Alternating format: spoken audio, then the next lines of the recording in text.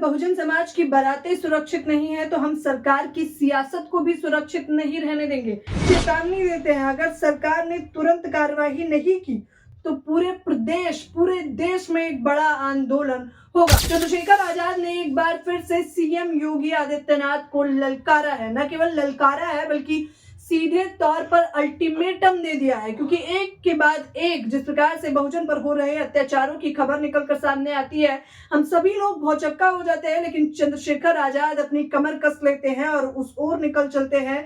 सड़क से लेकर सदन तक पूरा मामला उठाते हैं। मेरठ की एक और खबर ने हम सभी को शर्मसार कर दिया है। क्या है पूरी खबर, वो मैं आपको बताना चाहूंगी और किस प्रकार से चंद्रशेखर आजाद ने न केवल इस बार खबर का जो है जायजा लिया है, सरकार को चेताया है, बल्कि अल्टीमेटम भी दे दिया है। मांगों के साथ चंद्रशेखर आजाद का एक अल्टीमेटम सीएम योगी आदित्यनाथ को पहुंचा जा चुका है। सीधे तौर पर आपको बताना चाहेंगे, दरअसल मेरठ जो कि उत्तर प्रदेश में है, मुजफ्फरनगर जो कि उत्तर प्रदेश में है, मुजफ्फरनगर से एक बारात निकलती है मेरठ की ओर। मेरठ के कालिंदी गांव में ये बारात पहुंचने वाली होती है कि अचानक से बाराती सोचते हैं कि चलिए रुक के कुछ नाश्ता पानी कर लिया जाए। खस्ता कचौड़ी की दुकान पर वो लोग रुकते हैं, पूरे बाराती लोग रुकते हैं और जिस दुकान पर वो खा रहे होते हैं, अचानक से वहां पर कुछ मनुवादी सोच के लोग आ जाते हैं, मनुवादी समाज के लोग आ जाते हैं, जो कि ब्राह्मण यानी कि ठाकुर समाज से संबंध रखते हैं। वो अचानक आते हैं और जो दूल्हा होता है उसके साथ न केवल अभद्रता करते हैं, बल्कि वहां जो बहन बेटियां मौजूद होती हैं उनके साथ भी गाली गलौज की जाती है, जाति सूचक शब्द बोले जाते हैं। सिर्फ यही नहीं, दूल्हे के छोटे भाई का तो सब तोड़ दिया जाता है। मामला इस कदर बढ़ जाता है कि वहां हाथापाई हो जाती है।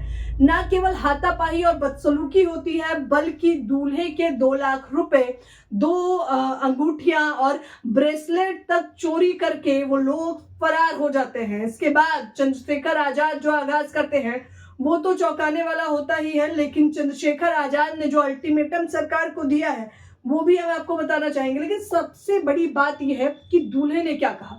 दूल्हे संजीव जिनका नाम है, वो सीधे तौर पर क्या कुछ कहते हैं आपको स्क्रीन पर इस वक्त नजर आ रहा होगा। दूल्हे ने तो सरकार पर भी काफी सारे सवाल खड़े कर दिए। दूल्हा बताता है कि किस प्रकार से संजीव, उनका कहना है कि ठाकुर समुदाय के कुछ लोग आते हैं, उनको इस बात से आपत्ति होती है कि आखिरकार एक दलित की शादी में डीजे कैसे बज रहा है। डीजे को लेकर हुए इस बवाल पर वहां पर हंगामा खड़ा हो जाता है। वो लोग कहते हैं, मनुवादी लोग कहते हैं कि अगर यहाँ पर डीजे बजेगा तो वो केवल इस गांव में ठाकुरों का ही डीजे बजेगा, दलितों का डीजे बिल्कुल बर्दाश्त नहीं किया जाएगा। यहाँ तक कि जाति सूचक शब्द चमार भी उन लोगों को बोलकर संबोधित करते हैं। जिसके बाद चंद्रशेखर आजाद ट्विटर पे अपनी प्रतिक्रिया तो देते ही हैं, लेकिन मांगे क्या कुछ कर देते हैं। वो लिखते हैं कि सभी आरोपियों को 24 घंटे के भीतर गिरफ्तारी हो और SC/ST अत्याचार निवारण अधिनियम की कड़ी धाराओं में मामला दर्ज हो। दूसरी बड़ी मांग करते हैं कि मामले की सुनवाई फास्ट ट्रैक कोर्ट में हो और कठोरतम दंड दिया जाए। उसके बाद जो लिखते हैं वो सनसनी फैलाने वाला है। वो लिखते हैं कि अगर बहुजन समाज की बारातें सुरक्षित नहीं है